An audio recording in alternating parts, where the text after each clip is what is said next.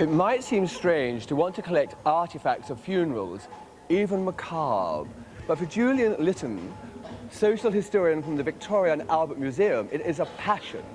Now, Julian has a very big and possibly the most bizarre collection of funeral items in the whole of the United Kingdom. Now, Julian, this is really peculiar. So how did you get into this to start with? Well, it was about 20 years ago, and I dropped into a burial vault, literally on a dig. And you either do two things when you drop in a vault. You get out twice as quick as you came in, or you stay around and have a good look round. And there's some very surprising and interesting things down there. So being a nosy lad, you had a little nose around. It always helps. But this is very beautiful. Now, I can't understand what... This is like a funeral thing? It is, yes. It's made of pinchbeck and enamel. It's German, about 1920, harks back to Chanel. You get the black for the funerary colour.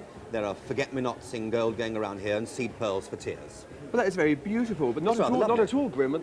But this is rather grim now. Well, that's very grim, yes, I'm afraid so. It's made of hair, Ugh. and it's made of Italian hair. There was quite an import of Italian hair at that time. You go off to a jeweller with a lock of hair from Beloved, see which sample it would match, choose your mounts, and then you come away with an item like this made up for you. But why did they actually choose hair?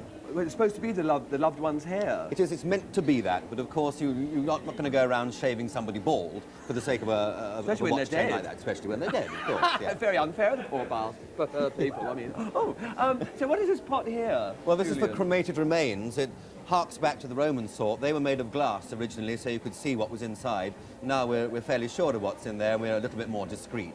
And what do you keep in there? Tea bags. But that's quite a novel idea of putting ashes in there as well. Well, You can it make is, soup. yes. Nice bit Very of Earl nice, Grey. yes. Oh, this is very pretty. Now, this is a death mask. Yes, well, this particular death mask is perhaps the finest auto icon you can get of a dead person.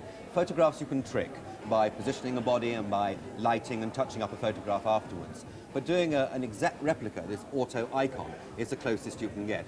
It was made with goose grease. You put that onto the face first, then you tip plaster over it, take it off when it's almost dry, and when it's hardened, you can cast this particular mold from it. And how long after the person is dead did they do this? Well, preferably within 6 hours. Oh. Any longer, and you might bring the facial skin away with it. And this is somebody quite famous. Well, it is. It's Keats, yes. Lovely poet, lovely poet. Now we have some toys, which I find rather bizarre. We've got some strange associated toys. with death.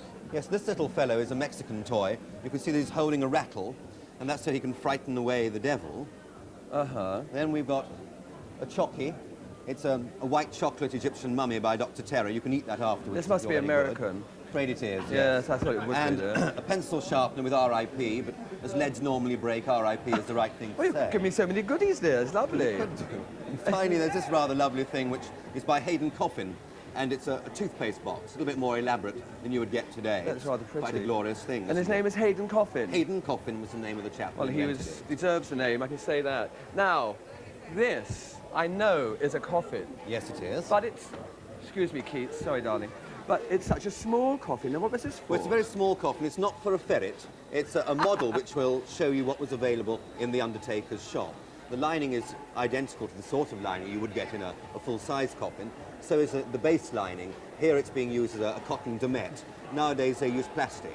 It's to stop anything from getting out, because the last thing you want is Great Aunt Gertrude dripping to the service. Yes, well, very. One thing I have to ask you, where is Edna Cross buried? Well, I think the best thing to do would be for the widow to ask the cemetery superintendent to look in the registers. Thank you, and I think you're trying to corpse me.